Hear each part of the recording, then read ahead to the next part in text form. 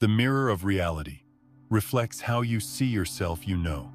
Some mornings, you wake up and stand in front of the mirror, and you think you're just looking at your reflection. A face, some wrinkles, tired eyes, maybe a little smile if the day feels light. But what if I told you, you're not just looking at a face in glass? You're gazing into a frequency field, a soft but powerful echo of your own perception. It's not just a mirror, it's a messenger. And it's quietly, faithfully reflecting not what the world sees in you, but what you see in yourself. You see, life isn't something that just happens to us. It isn't a series of random circumstances stitched together by luck or logic. Life is a mirror, responding to the vibration you send into it. But here's the part most people were never taught. We've been trained to hustle, to fix, to force outcomes, change jobs, change habits, change people, thinking that's how life shifts. But no one ever sat us down and said, "Sweetheart, the way you see yourself, that's what's shaping the world you walk into." And that changes everything. Because now, it's not about what you do out there, it's about what you're resonating with in here. And the mirror can only reflect what's already alive inside you. Imagine walking into a quiet room filled with still water. You whisper, and the water moves. You laugh, and it shimmers. You cry, and it trembles. That's what the quantum field is like: sensitive, responsive, and precise. Not punishing, not rewarding, just reflecting. And when you realize that, when you really let that sink in, you begin to understand that your outer world is not evidence of what you deserve, it's evidence of what you believe. And those beliefs, most of them aren't even yours. They were handed to you by your parents, your culture, your pain, your past. But here's the good news. Beliefs can be rewritten, frequencies can be retuned, and the mirror, it doesn't hold grudges. It doesn't keep score. It's ready, in every moment, to show you something new. The moment you're willing to see yourself differently, not through the lens of old shame or striving, but through the gentle eyes of presence, through a softness that says, "I'm not broken. I've just been believing stories that were never mine to begin with." And the moment you meet yourself with that kind of awareness, the moment you stop bracing and start breathing, reality shifts, not because you forced it, but because you no longer need to. You've dropped the struggle. You've stopped arguing with the reflection. You're no longer trying to control the river. You're learning how to float. And in that surrender, in that quiet inner nod that says yes to what is, you become magnetic. Not because you've become someone new, but because you've come home to who you already are. So, the next time you find yourself in front of a mirror, pause. Don't just check your hair or your face or the lines around your eyes. Look deeper and ask yourself, what am I believing about me right now that this mirror is trying to show me? Because once you understand that life is not reacting to your actions, but reflecting your self-perception, you don't chase reality anymore. You shape it from within, and that's where the true shift begins. 1. The mirror reflects even what you're not conscious of. There's something we all go through at some point in life. You're moving along just fine, doing your best, maybe even feeling like you're finally starting to get it together. And then out of nowhere, life throws something at you. A sudden argument, a door slammed shut, an ache in the heart that feels strangely familiar, but you can't explain why. And you wonder, where did that come from? You didn't think you were carrying that weight. You weren't even thinking about it. And yet it shows up, again, like an echo from a place you didn't even know existed. That's when we remember. Not every reflection we see in the mirror of life comes from the thoughts we're thinking today. Some come from the frequencies we've absorbed years ago, maybe lifetimes ago. The mirror reflects your whole being, not just your conscious affirmations, not just the surface-level beliefs you've been working on, but also the patterns you inherited from your lineage, the fear your mother never voiced, the survival energy your grandfather passed down through silence, the rules you learned as a child, before you had the power to question them. And even deeper than that, your body remembers. It stores the unspoken grief, the early moments you didn't feel safe, the subtle impressions that taught you how to dim your light in order to belong. This isn't meant to scare you. It's meant to set you free. Because the moment you stop blaming yourself for what shows up and start becoming curious, you begin to access healing that doesn't just change your life, but also shifts generations before and after you. So the next time something catches you off guard, instead of saying, "What's wrong with me?" try asking, "What is this trying to show me?" Maybe that unexplained anxiety isn't you being too sensitive. Maybe it's a signal from a younger version of yourself who once felt unsafe and just needs your attention now. Maybe that sudden rejection isn't punishment. Maybe it's a reflection of a deep, buried belief that you had to earn love. And the universe is simply revealing the pattern so you can finally dissolve it. You see, the mirror isn't punishing you. It's revealing you. And sometimes, the parts of us that need the most love are the parts we've been unconscious of the longest. So what do we do with that? We slow down. We stop trying to fix the reflection like it's a problem. And we start holding it like a message from the inner child who never got the comfort they needed. Like a whisper from the past saying, "I'm still here. Will you see me now?" Healing doesn't happen at the speed of thought. It happens at the speed of presence. When you stop trying to rush your healing and instead start sitting with it, like a wise elder sits beside a child, you begin to shift from reaction to remembrance. You remember that what's coming up isn't proof that you're failing. It's proof that you're ready. Ready to meet this layer. Ready to transform not by force, but by being with what's rising until it softens in your arms. So many people ask, why do I keep repeating the same patterns? But they're not really repeating the same patterns. They're resurfacing, coming up again and again, not to torment you, but because some part of you is strong enough now to stay.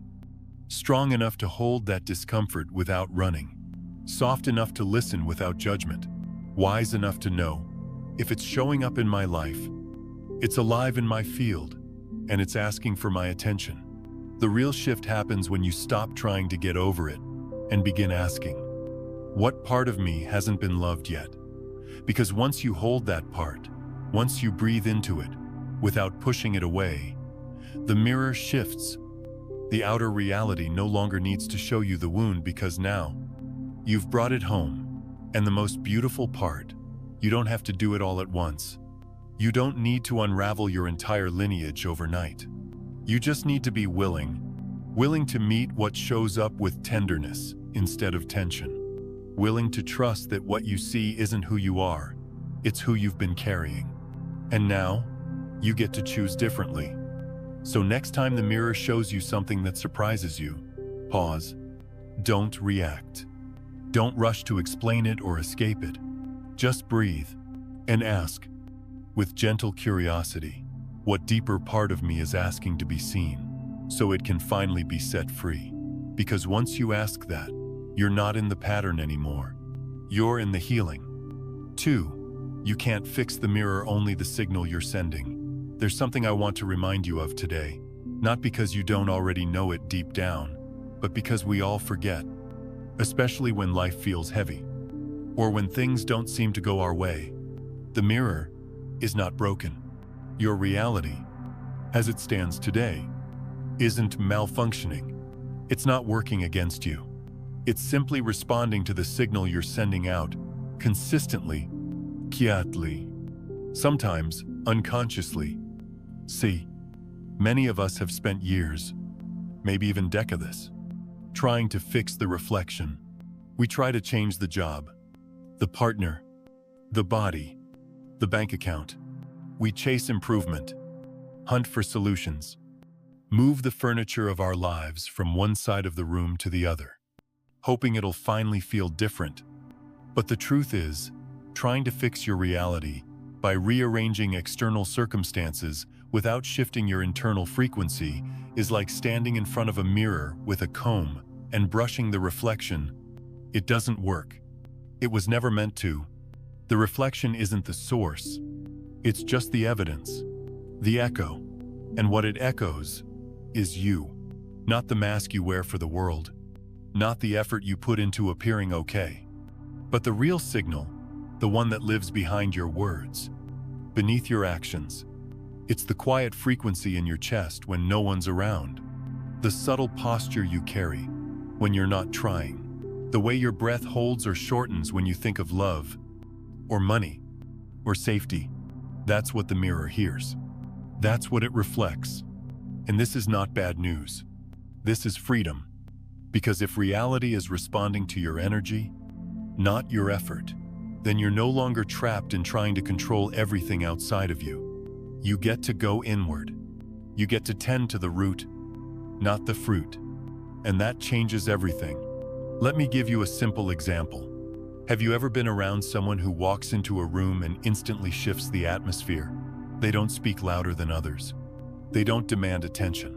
But their presence, it's warm, it's grounded, it's felt. That's frequency. And it works the other way too. You might meet someone who smiles on the outside, but something in you feels uneasy around them because beneath the surface, they're broadcasting self-doubt or judgment or hidden pain. We're all receivers. We're all transmitters. And life is just mirroring the station we're tuned into. So here's the question to carry with you. What am I broadcasting without realizing it?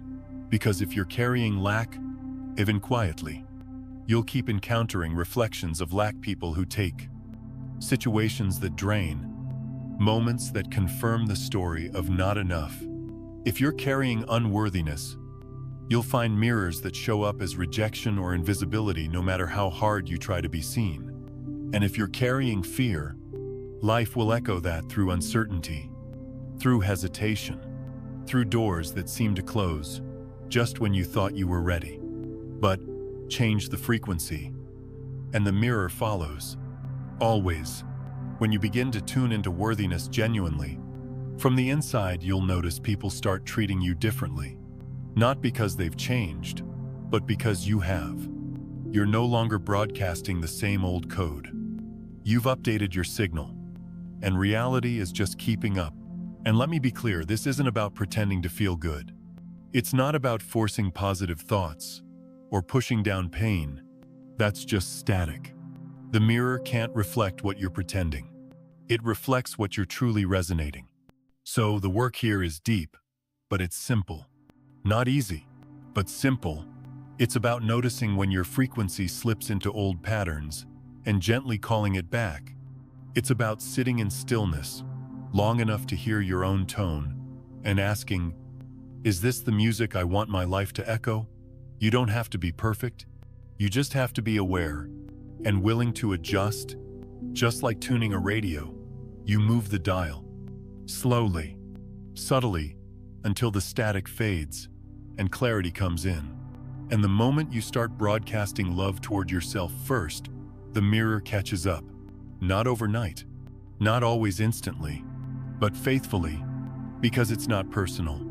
It's physics. The mirror isn't judging, it's responding. So if you're tired of what you're seeing, don't fight the reflection. Don't blame the mirror. Sit with the source.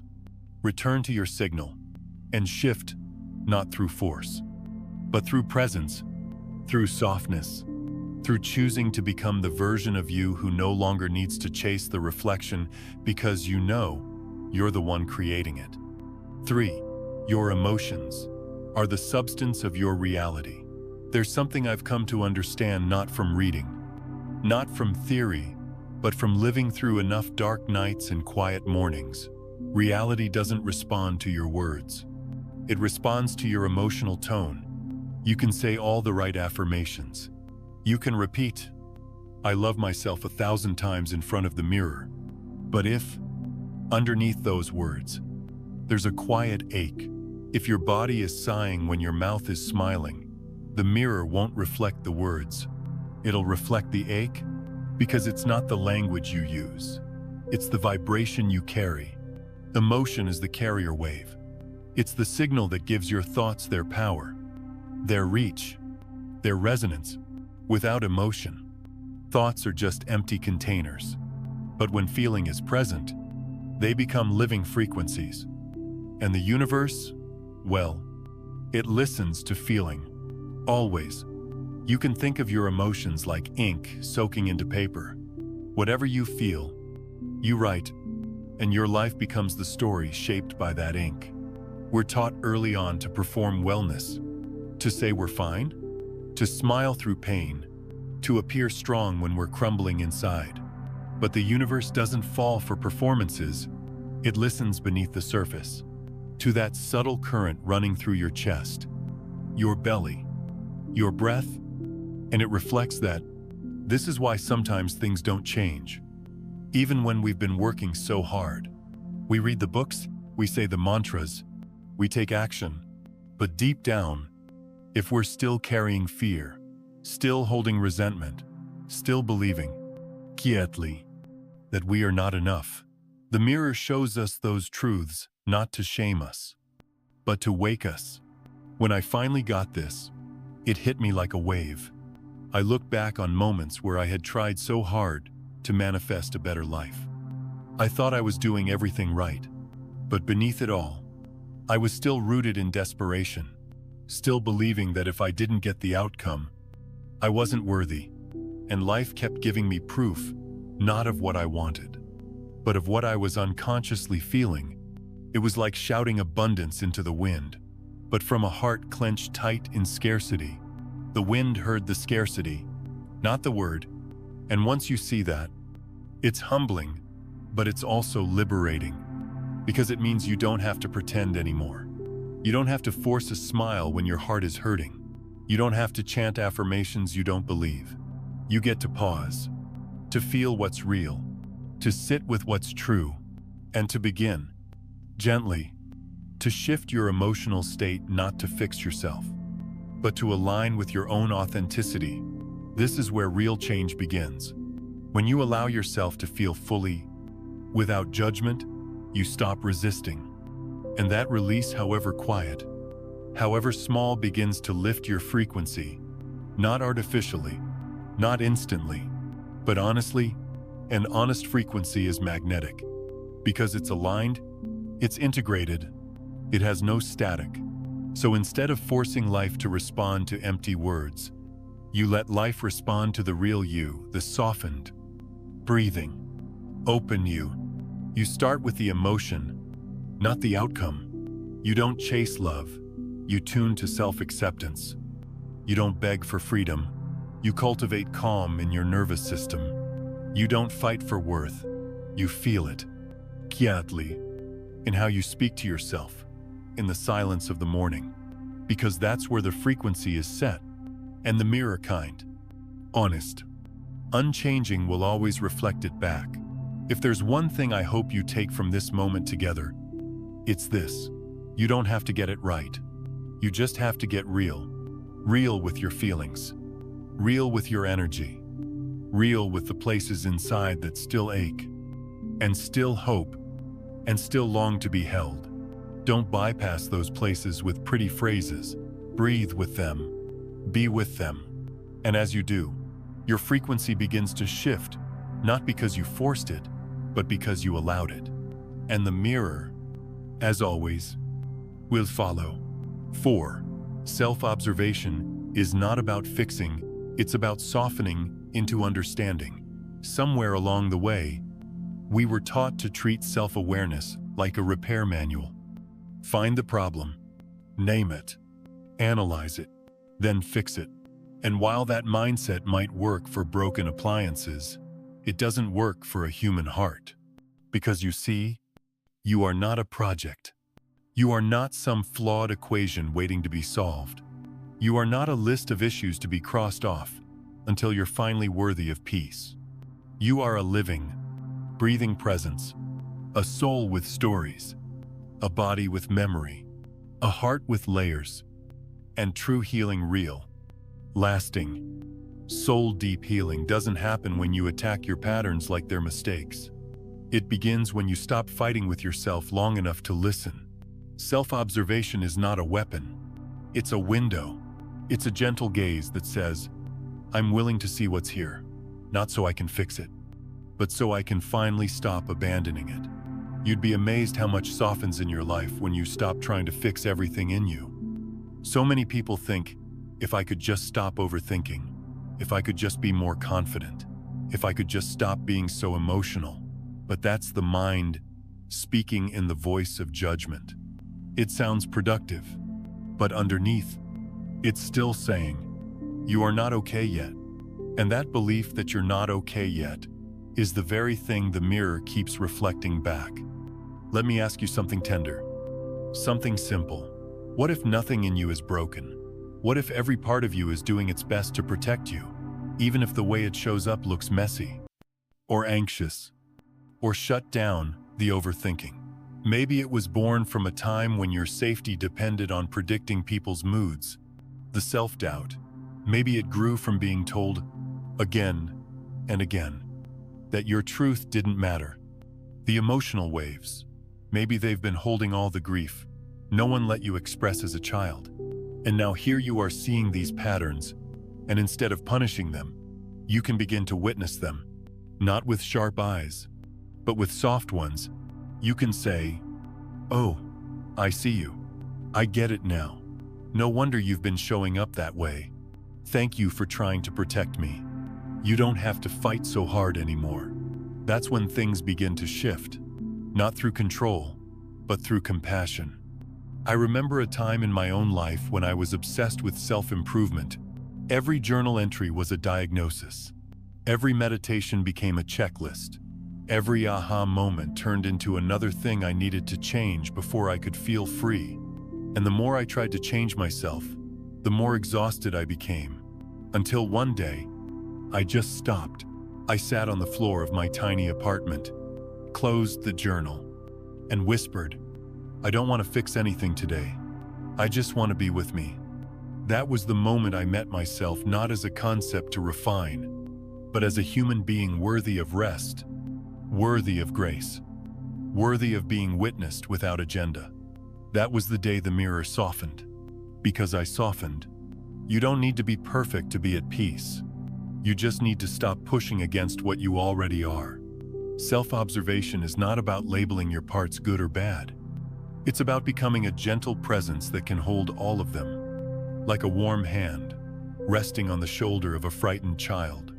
When you stop criticizing your sadness, you realize it has wisdom. When you stop fighting your anger, you hear its plea for protection.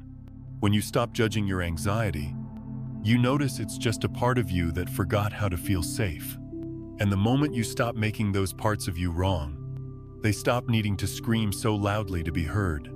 So the next time something in you rises that feels uncomfortable, instead of rushing to label or fix it, try sitting with it, breathe with it, hold space for it, and ask, what are you trying to tell me? Love. Because sometimes, the most transformative thing you can do is nothing at all. Just witness, just stay, just love. And in that loving gaze, patterns soften.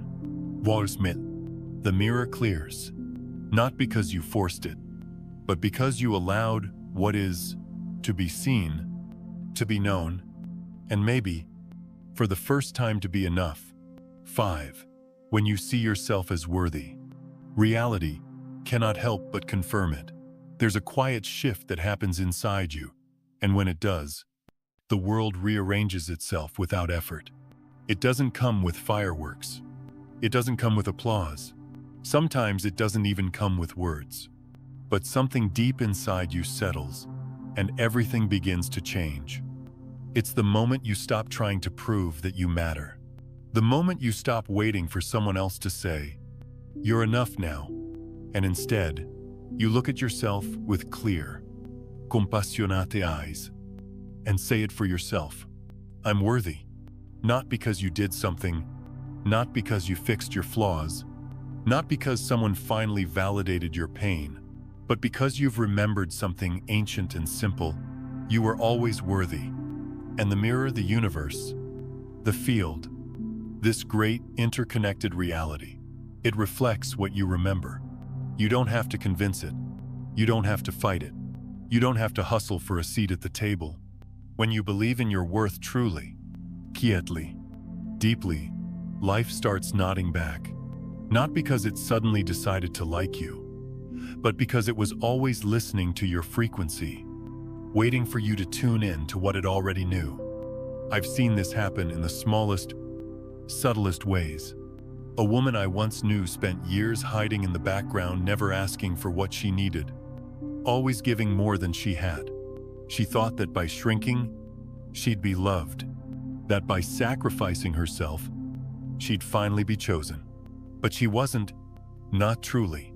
People kept taking, and she kept giving until she was a shell. One day, she stopped. She didn't become loud or aggressive or demanding. She just sat with herself. She placed her hands on her own heart and asked, "What if I'm already enough just as I am?" And that moment of genuine recognition, something shifted. She began to speak softer to herself. She started saying no when it hurt to say yes. She no longer begged for crumbs of love because she realized she was the whole table. And slowly, the mirror caught up. New friendships appeared, ones where she was seen and celebrated. Job opportunities came not because she pushed for them, but because she believed she belonged in the room. Love returned, not the kind that made her prove anything, but the kind that met her where she already stood.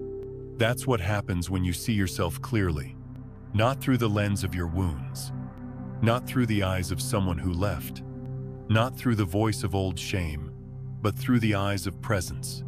When you see yourself with reverence, life becomes reverent in return, and you realize you were never asking too much. You were simply asking from a place of self-forgetting. But once you remember, you no longer ask. You embody, and embodiment is magnetic. You walk into a space, and people respond to your energy before you say a word. Not because you're performing confidence, but because you've stopped apologizing for existing. That's the real shift. It doesn't scream. It doesn't need a spotlight. It just stands, calmly, in its own light, and everything around it begins to reflect that glow. So if you're still out there trying to earn your place in the world, pause, not to give up, but to wake up. Ask yourself, what would life look like if I already believed I was worthy of ease, of love, of joy not earned, but given freely, just because I breathe? What choices would you make from that place? Who would you stop chasing? What would you finally allow in? Because the mirror cannot contradict your deepest truth. It may take time to catch up, but once your frequency says, "I belong," the world begins to echo, yes, you do. You're not here to convince the world of your value. You're here to remember it, and then let the world catch up to the truth you finally see. That's the magic. That's the moment. That's where the healing begins. Not when the world changes, but when you stop abandoning the version of you who never needed to be fixed, only witnessed. And when you see yourself that way, everything else begins to follow. 6. External events are signals, not punishment. Sometimes life doesn't go the way we hoped. Someone we care about pulls away. A door we knocked on for months never opens. An opportunity slips through our fingers just when we thought we were ready. And in those moments, it's easy to take it personally, to feel like we've been punished, like the universe has denied us something we should have received. But what if it's not denial? What if it's simply a mirror, holding up a message not about what we've done wrong, but about what we still believe deep down? You see, life isn't trying to punish you. It's not sitting in judgment, handing out rewards or rejections. It's simply reflecting your internal settings faithfully, tenderly, and sometimes uncomfortably. So when something doesn't go your way, pause. Not to blame yourself, not to spiral into shame, but to ask gently, what is this moment showing me about how I see myself? Because sometimes that closed door isn't about fate. It's a signal whispering that there's still a part of you that doesn't fully believe you deserve to walk through it. Sometimes, that rejection you feel is just the echo of an inner belief: I'm not enough. I always lose. People leave, and until that belief is seen, softened, and rewritten, life will keep showing it back to you, not as punishment, but as a prompt, a nudge, a message wrapped in experience, asking, are you ready to believe something new? I remember a time in my own life when I kept hitting walls. Jobs would fall through, people I trusted would slowly drift away, and I kept thinking, why does this keep happening to me? But the better question was, what in me keeps expecting to be abandoned? That shift in perspective changed everything, because suddenly, I wasn't a victim of a cruel pattern. I was a witness finally seeing the frequency I had been unconsciously broadcasting. I didn't need to blame myself. I didn't need to be ashamed. I just needed to listen. The pain of those moments, it wasn't a punishment. It was feedback, like a compass, pointing me toward the place in myself that was still asking for love, for trust, for belief. And once I began to meet that part, to hold it, speak to it, remind it of its worth, life started to reflect something different. It wasn't overnight, but I noticed the shift. Instead of rejection, I found resonance. Instead of people pulling away, I saw relationships deepening. Instead of striving, I found space, because I had changed the signal, and the mirror responded, as it always does. So if you're in a season of loss, or delay, or disappointment, please hear this: you're not doing it wrong. You're not being punished. You're not cursed or forgotten or too late. You're just being shown where love still needs to land inside you. Shown what belief is still quietly creating your outer world. Shown the doorway that only opens when you remember who you truly are.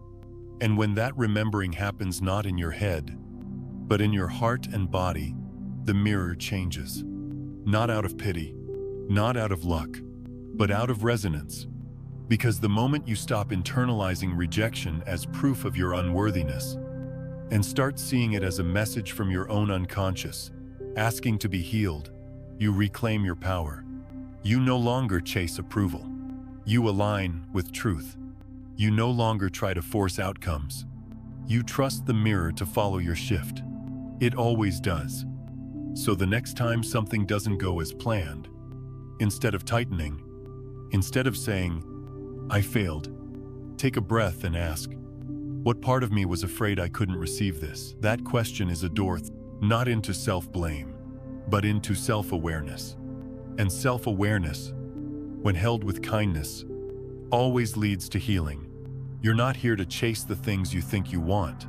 You're here to become the version of you who's ready to receive them, without fear, without doubt, without old stories in the way. And when you do, when your signal says, I am safe to receive, I'm open, I'm worthy now, life doesn't argue. It simply nods and reflects it all back. Because reality is not your enemy. It's not a test, it's a signal. And it's always speaking, always ready to reflect the you that finally remembers you were never being rejected. You were being reminded. 7. The mirror doesn't just reflect, it teaches you how to realign. There's a moment, small but powerful, when something stings. Someone says something, and it hits you right in the chest. You open your phone, see a message, and suddenly your breath shortens.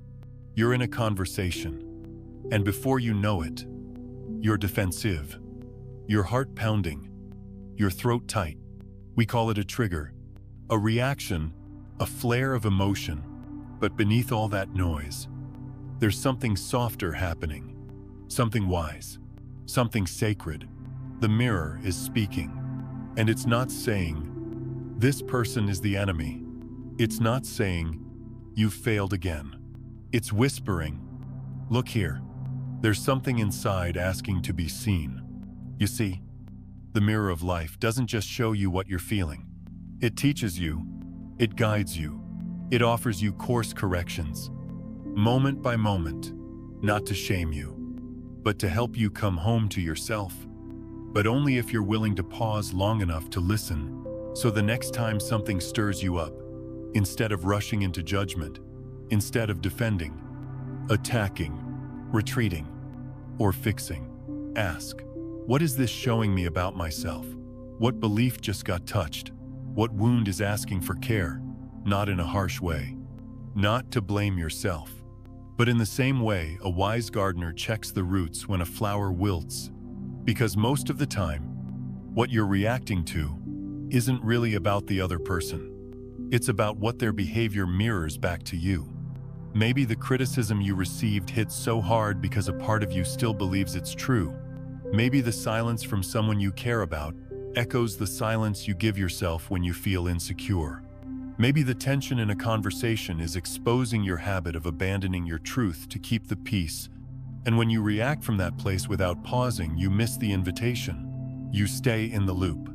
The mirror keeps reflecting the same. The patterns keep repeating, not to hurt you, but to gently say, until you meet this inside, it will keep showing up outside. But here's the beauty. You don't have to fix the reaction. You don't have to make it go away. You only need to become present enough to see it for what it is. A signal, a message, a teacher. I've had moments where I've reacted sharply to something that didn't seem like a big deal. A tone in someone's voice, a delayed text, a canceled plan. And in the past, I would have gone into stories. They don't care. I always get left behind. This always happens to me. But now, more often than not, I stop. I sit with the feeling.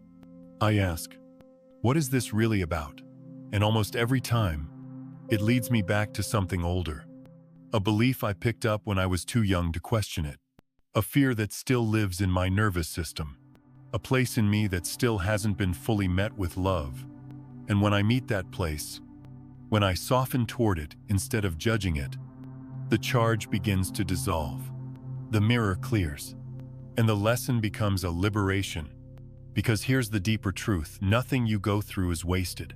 No reaction is random. Every disruption is an invitation to become more conscious. You're not being punished for being triggered. You're being guided. Guided to see what's still running your life in the background. Guided to adjust your inner frequency so that the outer reflection can finally shift. Guided to take your power back. Not by controlling others, but by understanding yourself more deeply than you ever have before. It's not about being unbothered. It's about being awake. It's about letting every mirror, every conflict, every uncomfortable moment become a portal to self-awareness. And that's when the magic really begins. Because when you use the mirror as a teacher instead of a threat, life stops feeling so chaotic. You stop reacting and start responding. You stop avoiding and start aligning. And slowly, gently, you become someone who no longer needs life to be smooth in order to feel peace. Because your peace now comes from clarity, from presence, from knowing that everything is here to help you remember who you are beneath the story. So the next time something sets you off, instead of pushing it away, lean in. Ask, what lesson is this moment offering me? What adjustment is life inviting me to make? What truth have I been avoiding that I'm now ready to face with love? Because the mirror is always teaching. The question is, are you still trying to escape the reflection? Or are you ready to receive the lesson? 8. You don't need all the answers, only presence. There comes a point on this journey when the mind grows tired of chasing answers, and maybe that's where you are right now. Tired of the books, tired of the strategies, tired of trying to figure it all out. And if no one has told you yet, that's not failure. That's the beginning of wisdom. Because awakening isn't about collecting more insight.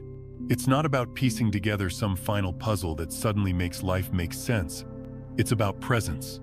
It's about staying, not running from yourself, not fixing, not analyzing, just staying long enough with what is, until the noise settles and something real emerges. There was a time in my own life when I thought the next breakthrough was always one idea away. If I just read the right book, listened to the right teacher, found the right method to unlock the stuck places in me. But the more I searched, the more distant peace became. Because searching is loud, it's restless. And peace lives in stillness. One day, I stopped trying to know more. I closed the book. I sat in silence. I placed my hands over my heart and said to myself, "You don't need another answer. You just need to be here." And something shifted, not outside but inside. It wasn't clarity through words. It was clarity through being, through breath, through allowing what was already here to rise to the surface without resistance. Because here's the truth I've learned the hard way. Sometimes your healing doesn't come from understanding. It comes from allowing the grief to move through, allowing the confusion to simply exist, allowing the question to remain unanswered for a little while, without making it mean something is wrong. That kind of presence real, rough, open, changes everything. Because your frequency begins to shift, not when you get it right, but when you stop trying so hard to fix what isn't broken. You begin to vibrate differently, not because you've memorized the perfect affirmation, but because you've softened into the truth that was always underneath the trying. You don't need to earn your wholeness through insight. You only need to return to it through stillness. This is the power of presence.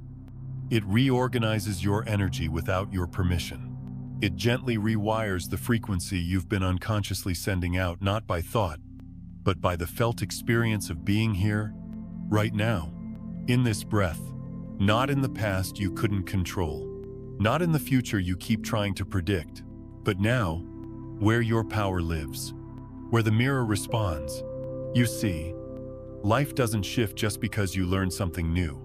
It shifts because your vibration changed. And your vibration changes when your nervous system no longer feels like it needs to escape you. When you stop trying to analyze your way out of discomfort, and instead learn how to sit with it gently, patiently, curiously, that's when the real transformation begins. Because the mirror doesn't need you to be smart. It doesn't need you to explain yourself. It doesn't ask for certainty or logic. It asks for resonance. And resonance comes from presence. So, if you're standing in a season where the questions are louder than the answers, I want you to know, that's okay. You're not falling behind. You're not missing the point. You're not lost. You're learning how to be still, how to stay with the moment, how to let life move through you without grabbing at it. And that stillness, it's the beginning of coherence, of alignment, of becoming the version of you who no longer needs to control life to trust it. So let yourself rest. Let yourself be uncertain. Let yourself not know for a while. And in that space, in that deep exhale that says, "I'm done trying to force it," you'll feel something new rise in you. Not a thought, not a plan, a frequency, a shift. And life will feel it. And life will mirror it. Not because you figured it out, but because you finally came home. 9. Love doesn't come from the outside, and it flows from the inside out. There's something I wish someone had told me earlier in life. Not as a concept, but as a truth I could feel in my bones. No one can love you more than you allow yourself to be loved. Not your partner, not your children, not your friends, not even God. Because love isn't just something we receive, it's something we recognize. And we can only recognize on the outside what we've first remembered on the inside.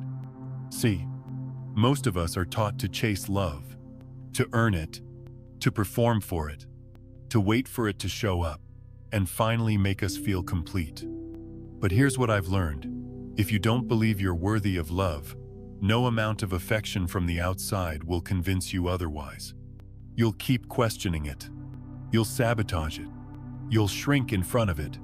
Or you'll hold it at arm's length, never fully letting it in, because some part of you is still whispering, "I don't deserve this." And that belief, that quiet inner story, is what the mirror reflects. Not to punish you, but to help you see what still lives inside your heart. Because the truth is, Love can't fill the places in you that you're still abandoning. The moment this landed for me, I was sitting alone, crying in a room that once felt full of connection. People had left, life had shifted, and I was left face to face with the ache I'd spent years trying to outrun. I kept thinking, why won't someone just love me through this? But the deeper voice, quiet, steady, ancient, whispered that someone has to be you. At first, I resisted it. It felt unfair. Shouldn't love come from others? Shouldn't I be able to collapse into someone else's arms and feel whole? But over time, as I began to show up for myself differently, to sit with my pain instead of suppress it, to speak kindly to myself instead of harshly, to keep the small promises I made to my own soul, something changed. Not overnight, but slowly, tenderly. My body began to trust me again, and with that trust came a new signal. It wasn't loud, it wasn't dramatic, but it was steady, and it said, I'm here for you now. And from that place, love began to return to my life. Not in the old form of grasping or proving, but in the quiet, resonant form of alignment. People showed up who mirrored the way I was finally treating myself. Relationships deepened because I no longer demanded they complete me. I brought my own wholeness. I no longer needed to beg love to stay because I wasn't abandoning myself anymore. That's the key, isn't it? When you become a safe place for your own heart, love doesn't have to prove itself. It just flows naturally, effortlessly, in both directions. So if you're wondering why love still feels far away, I gently invite you to look inward, not with blame, but with curiosity. Are you listening to your own needs? Are you showing up when you say you will? Are you holding space for your emotions instead of silencing them? Because every time you care for yourself in these small, ordinary ways, you're recalibrating your signal. You're telling the universe, I'm no longer waiting for love. I've become it. And once that frequency becomes your home, love has no choice but to arrive. Because the mirror can only reflect the vibration you live in. Not the one you beg for. Not the one you fake. But the one you've become. So please, stop asking, when will love find me? Start asking, how deeply can I begin to love myself right now? Love is not something you attract by being good enough. It's something you align with by becoming kind enough to you. And when you do, when your heart knows it's no longer waiting to be chosen, when your nervous system relaxes into the truth that you're already worthy, the world reflects that. Not with fireworks, not always with romance, but with people who treat you gently, with experiences that nourish you, with a mirror that finally says back to you, yes, you are loved, because you chose to love you first. 10. The frequency you choose each morning is the invitation you send to reality. There's a moment each morning before the world touches you, before the emails, before the headlines, before the memories of yesterday begin to crowd your mind. It's a quiet moment, easy to miss, but powerful beyond measure. It's the moment when your eyes first open, and without even realizing it, you begin to tune. And what you tune to, that subtle emotional note you choose, even unconsciously becomes the invitation you send to the universe for how to shape your day. Not because you've made a demand, not because you've scripted every outcome, but because you've broadcast a signal. And life, ever faithful, mirrors that signal back. You don't have to get it perfect. You don't have to wake up in bliss every morning. But the choice is always there. Do I meet this day with fear? Or with quiet trust? Do I brace? Or soften? Do I rush toward proving? Or begin from already being? You see, before the world responds to you, you've already spoken through your frequency. And if your first inner whisper says, I don't have enough time, or I'm already behind, or I hope nothing goes wrong today, then that's the note the universe hears. It's not judging you. It's just aligning with the energy you've made available. But what happens if, instead, you begin with something gentler? Before you reach for your phone, Before you rehearse old worries or plans, you simply place your hand on your heart and say, "Today, I choose presence. Today, I choose trust." That choice, not shouted, not forced, not manicured, begins to ripple outward. It's like setting a tone for the orchestra before the music begins. If your tone is steady, calm, aligned, then, even if the day brings challenges, you meet them from a centered place, and reality responds in kind. The thing is, most of us don't realize how much power lives in the opening moments of the day. We think transformation comes from big breakthroughs, but most of the time, it starts in the first breath you take after waking. That breath, it carries a frequency. That frequency becomes a direction, and that direction calls forth experiences that match it. This isn't magical thinking. It's emotional momentum. It's energetic patterning. It's the lived truth that the outer world bends, again and again, to the tone of your inner one. There were seasons in my life when I woke up in panic. I didn't even know why. My body just remembered how to feel anxious before my mind caught up. And on those days, the world always seemed to reflect that anxiety. Small inconveniences felt huge. People seemed distant. I misread situations and closed myself off before anything had even happened.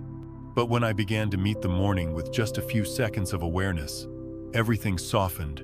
Even if I was tired, even if I didn't know what the day would bring, just placing my feet on the ground with intention and whispering, "Let me meet this day from peace," created a different rhythm, and that rhythm led to different outcomes. Not always perfect, not always easy, but more true, more aligned, more like life was working with me, not against me. Because when you choose your frequency consciously, especially in the morning, you're not reacting, you're initiating. You're telling the quantum field, "I'm available for clarity. I'm available for grace. I'm here, grounded, open, not rushing into the world, but inviting it toward me."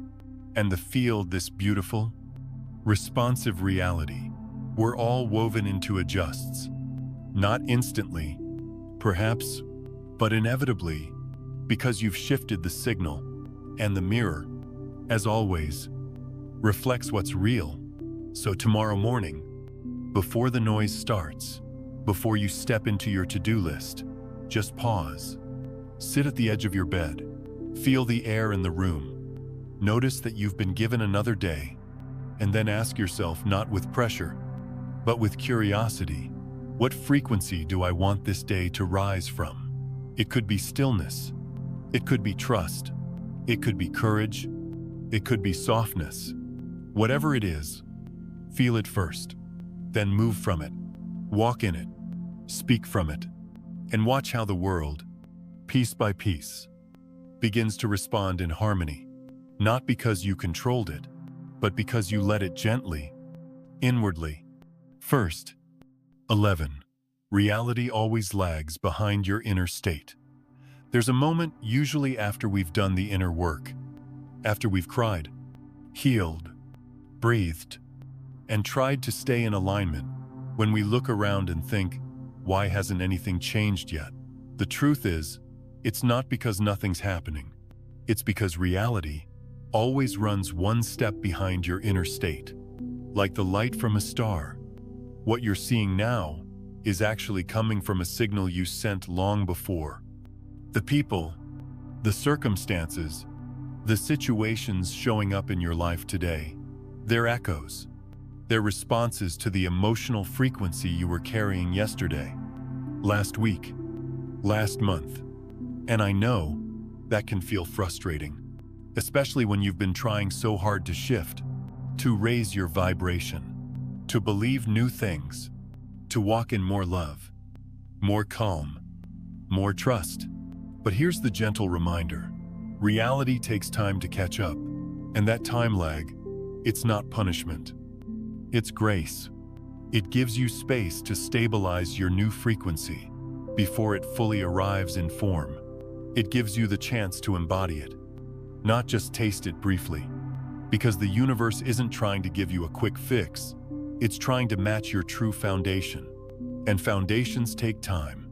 It's like planting seeds. You don't drop them in the soil and expect fruit in the morning. You water them. You shield them from too much heat. You show up day after day in faith. Not because the ground looks different yet, but because something is happening underneath, where your eyes can't see. It's the same with your energy. What you're feeling today, if you keep feeding it, living it, grounding into it, becomes your tomorrow. But only if you're patient enough not to abandon it in the in-between. I've seen this in my own life so many times. Moments when I finally started showing up differently, more loving toward myself, more honest, more present. And I expected life to change instantly, but it didn't. Not right away. The old reflections kept showing up for a while. Old patterns, old fears, old responses from the people around me. And in those moments, the temptation was to give up, to say, this isn't working. But it was just delayed. Because life doesn't mirror your effort.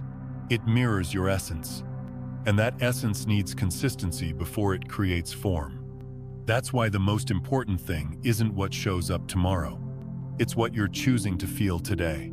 Because even if the mirror doesn't change right away, you are changing, and the mirror will always catch up.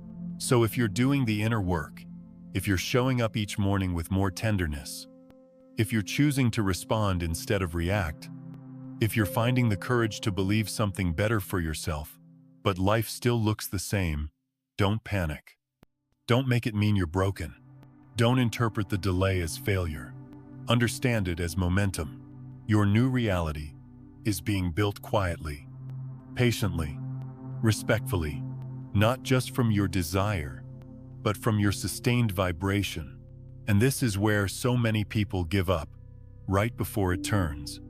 They think nothing is happening because the outside hasn't caught up. But the truth is, the shift already began inside. And that's where all lasting change begins. So what do you do while you wait? You keep holding your frequency like a sacred flame. You don't blow it out just because the room is still dark. You trust that light takes time to travel. You keep embodying love, even when the world around you hasn't yet learned how to reflect it. Because the mirror doesn't lie. It just takes a moment to adjust. So the question isn't, why hasn't my life changed yet? The question is, can I remain in alignment long enough for my life to reflect what I now know is true? And that, my friend, is where faith lives. Not blind faith, but embodied faith. The kind that says, I'm not waiting for the world to prove I'm safe. I've already chosen safety in my nervous system. I'm not waiting for love to knock. I've already become a loving home to myself. I'm not waiting for proof. I am the evidence. Let that be enough. Let that be your new center. And reality, ever faithful, will rise to meet you. It always does.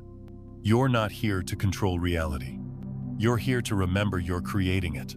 There comes a moment on this journey after all the searching, the effort, the spiraling and starting over, when something inside you goes quiet. Not because you've given up, but because you've finally given in. Not to defeat, but to truth. And that truth is this: you're not here to control reality. You're here to remember that you are already creating it. Not from your logic, not from your checklist, but from your being. Every thought, yes. Every word, yes. But deeper than that, from the tone of your presence, the hum of your nervous system, the way you sit with yourself when no one else is watching. That's the true architect of your life and the universe. It isn't waiting for you to be flawless. It's not asking for your perfection. It's not testing your worth. It's simply responding to your frequency. So the real question is never, am I doing enough? Am I manifesting correctly? Am I aligned every second of the day? The real question is, am I willing to be with myself honestly, gently, consistently, without running? Because every time you pause, every time you choose presence over performance, compassion over criticism, softness over self-judgment, something beautiful begins to shift. Not out there, in here. And once it shifts in here, the mirror shifts too. Not instantly, not loudly, but undeniably. And you'll start to notice the way people look at you changes, not because they've changed, but because you've stopped needing them to validate something you've finally begun to see in yourself. You'll feel the texture of your days change. The rhythm of your breath slows. The inner dialogue softens. Why? Because you're no longer trying to force your life into a shape that fits your fear. You're letting your life reflect the shape of your truth. And that truth is simple. You are the one you've been waiting for. Not some future version of you. Not some upgraded, healed, enlightened self. You, now, as you are, messy and radiant, tender and powerful, whole, even when you feel broken. The mirror does not need your perfection. It only needs your presence. That's the real practice. Not controlling your thoughts, not mastering the method, but coming back again and again to this moment, right here, right now, with yourself. Can you meet what arises with gentleness? Can you hold your discomfort without abandoning it? Can you breathe into your own being without needing to fix it? If you can, even for a moment, then something sacred begins to happen. You stop chasing a better reality, and you begin to embody the version of you who can actually live in the one you're calling in. You don't need a new world. You just need to become the person who feels safe inside the one you're already building. And that becoming it doesn't happen through striving. It happens through softening again and again, until the softening becomes strength, until presence becomes home, until you look into the mirror, not the physical one, but the one life holds up to you, and see, maybe for the first time, this is me. And that is enough. So no, you're not here to control it all. You're here to witness it, to participate in it, to bring your love into the field, not as strategy, but as signature. And when you do, when you show up as you, fully the field responds. Reality reshapes. Not from force, but from coherence. You don't have to work harder to be seen. You just have to stop disappearing from yourself. Because at the end of the day, you don't need to create a new reality. You only need to become the version of you who feels safe enough to live in the one that's already waiting. And that version, she's not far. He's not a fantasy. They're already inside you, waiting for your return. So let this be the invitation, not to fix, not to force, but to remember, and to live like someone who finally knows. The mirror has never been against you. It's always just been waiting for you to truly arrive.